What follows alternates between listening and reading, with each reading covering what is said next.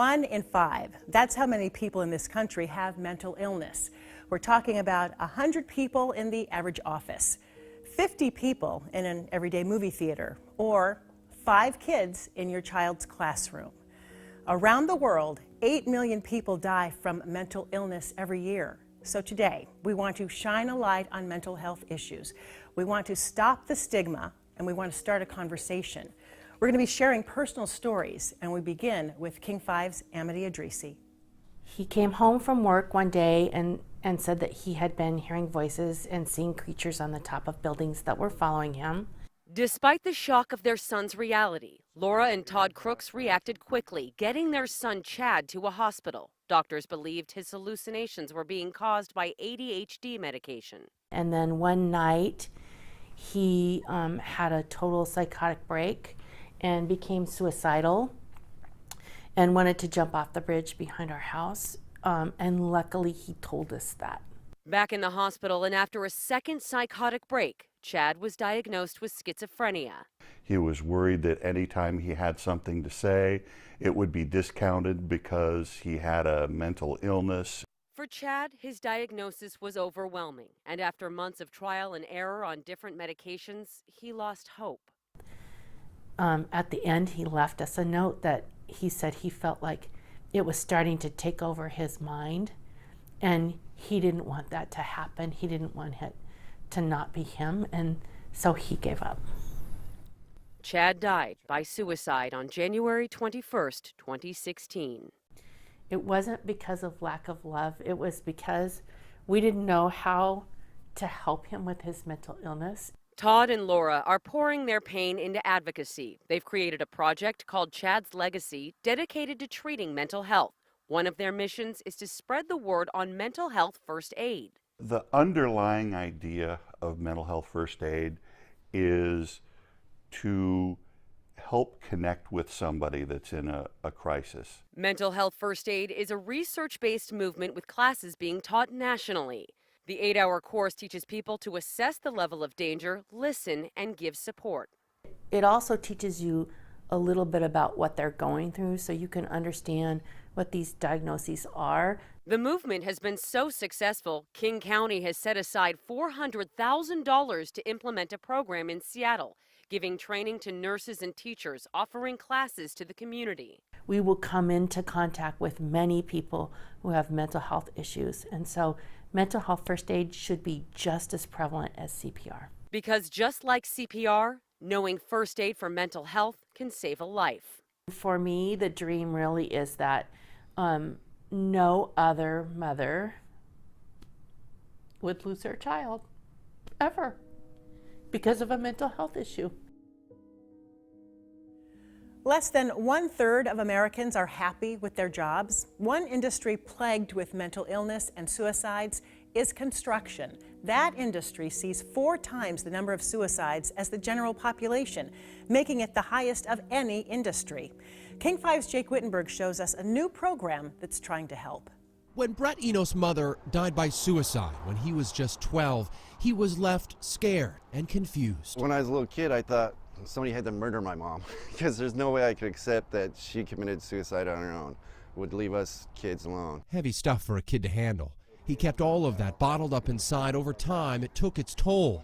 Eventually, as a tough construction worker diagnosed with manic depression, Enos never felt he could share his feelings, instead taking up woodworking and painting to stay sane. I go through the depression where I want to sit there and get rid of everything and go into the woods and just be out there all by myself, or go down in California and live underneath a pier. Those feelings can often lead to suicide. In fact, the Centers for Disease Control finds 53 out of every 100,000 construction workers like Enos will die by suicide. So it's a therapy? One reason Enos is out to help through one program called Construction Industry Alliance for Suicide Prevention. It's the next frontier in safety. Cal Beyer helped start the program to save lives in his industry. Contractors learn how to spot and address suicidal warning signs among their workers. There's a pent-up need, and it shows me that the construction industry really does care about employees, and that if we can bring them tools and resources, it will make a difference. That's what Brett Enos is hoping for too, to help fellow construction workers build themselves up rather than letting mental illness tear them down. It'll open the eyes to the employers that, hey, sometimes, somebody needs to seek help. They need that time now, not later, because there might not be a later. That's just one of the many stories we'll be talking about this morning, but we want you to know your life matters to everyone around you, even people you've never met. Call this number, 1-800-273-8255. It is staffed 24 hours a day, 7 days a week. We'll be right back.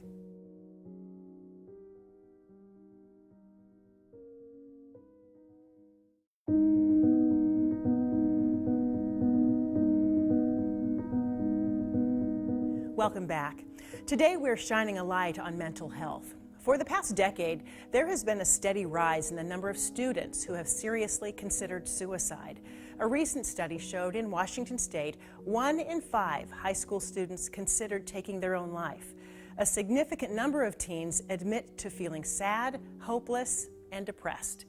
Mimi Jung takes a look at what one school district is doing to save lives. Number 2, what is one way to prevent body odor? In this health class at Alderwood Middle School, students learn about hygiene, nutrition, and physical education. Name 2 things you can do if you cannot sleep. But this week, they'll talk about something that isn't often discussed in schools.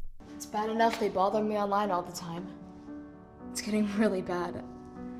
I'd rather be dead than put up with this in person, too.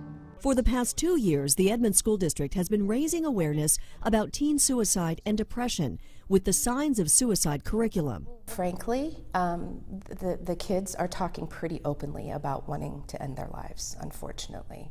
School psychologist Joanna Rockwood says the key is empowering teenagers to speak up and tell a trusted adult when they're concerned about a friend.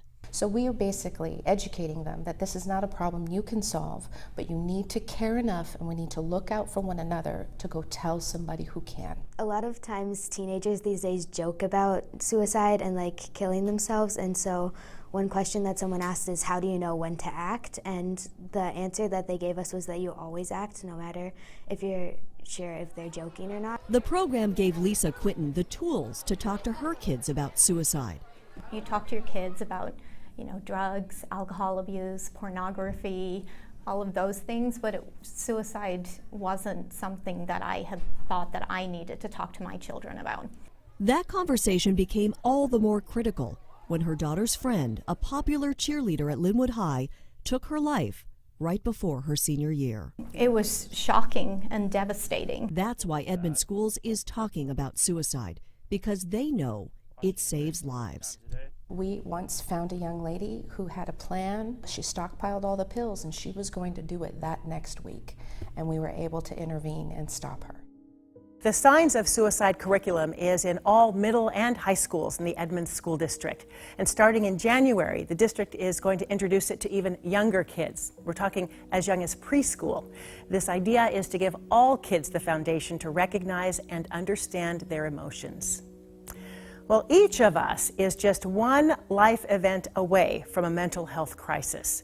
In King County, there's a special program. It focuses on helping people who've had a mental break transition back to their daily lives. It's called the Peer Bridger Program. I used to think of my recovery as a deficit. Jim Vollendroff is the director of King County's Health and Recovery Division. He's also in recovery himself for substance abuse. The county has the philosophy that we can't build effective programs unless we bring people to the table who've actually experienced some of those challenges. He's talking about peer counselors, people like Topher Jerome, with a history of mental illness and substance abuse.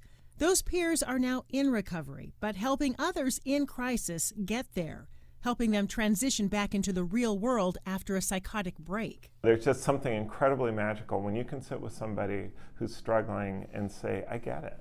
I've been there. Topher started the program 5 years ago at Harborview and has seen lives transformed. We hear over and over again, oh, this program saved my life. We see people who aren't going back to the hospital or who are going back to the hospital and stay for shorter periods of time. It helps bridge that whole stigma reduction and reduce the discrimination and prejudice that people with behavioral health conditions face, because people begin to see, wow, Greg, a peer bridger, has lived experience. We need to find avenues to help people to have meaningful lives. And Peer Bridgers are just the beginning of that. 90% of people who die by suicide have a diagnosable and treatable mental illness at the time of their death. Don't wait to talk to someone. Call this number, 1-800-273-TALK. That's 1-800-273-8255. We'll be right back.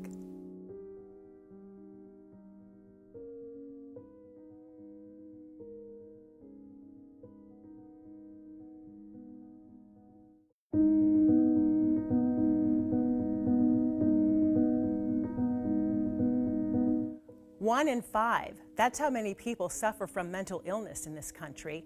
That's 100 people in the average office, or 50 people in an everyday movie theater. It's 5 kids in your child's classroom. Around the world, 8 million people die from mental illness every year. So today we are shining a light on mental health issues. We want to stop the stigma and we want to start a conversation. We're sharing personal stories, including this one, about a man who knows how crippling mental illness can be. I never felt comfortable in my own skin.